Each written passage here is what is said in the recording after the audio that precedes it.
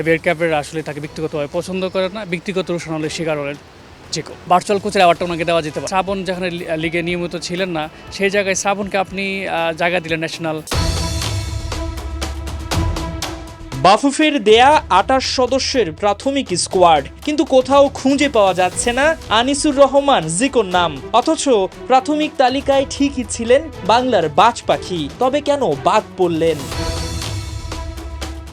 এই প্রশ্নের উত্তর অজানা।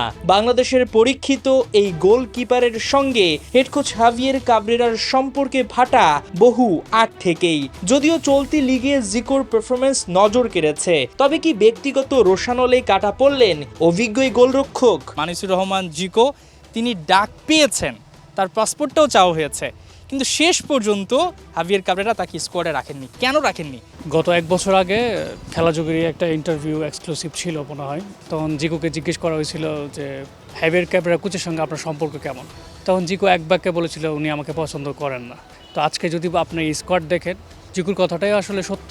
হাভিয়ের ক্যাবরেরা আসলে তাকে ব্যক্তিগতভাবে পছন্দ করেন না, ব্যক্তিগত রোশনালের শিকার হলেন জিকো। অথচ সিঙ্গাপুর ম্যাচকে কেন্দ্র করে ২৮ জনের প্রাথমিক স্কোয়াডে আছেন বসুন্ধরার আরেক গোলরক্ষক মেহেদী হাসান শ্রাবণ। তাতেই প্রশ্ন উঠছে, কিসের ভিত্তিতে দল সিলেকশন করেন হাভিয়ের কাবরেরা? হাভিয়ের কাবরেরা বেশিরভাগ সময় আসলে দেশের বাইরে থাকেন, ছুটিতে থাকেন, কিন্তু বেতনটা কিন্তু আটকে থাকে না।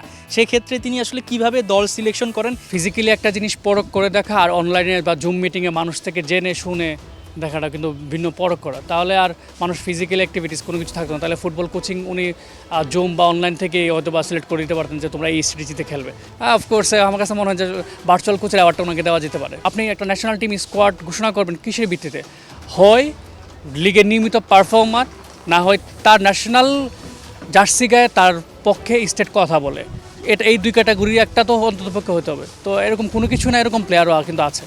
আপনি যেখানে শ্রাবণ যেখানে লিগে নিয়মিত ছিলেন না, সেই জায়গায় শ্রাবণকে আপনি জায়গা দিলেন ন্যাশনাল ক্যাম্পেইনে, কিন্তু এখন নিয়মিত গোলবারের দায়িত্ব সামলাচ্ছেন জিকো। এর পাশাপাশি অতীত অভিজ্ঞতা, পাস্ট এক্সপিরিয়েন্সও জিকোর অনেক বেশি।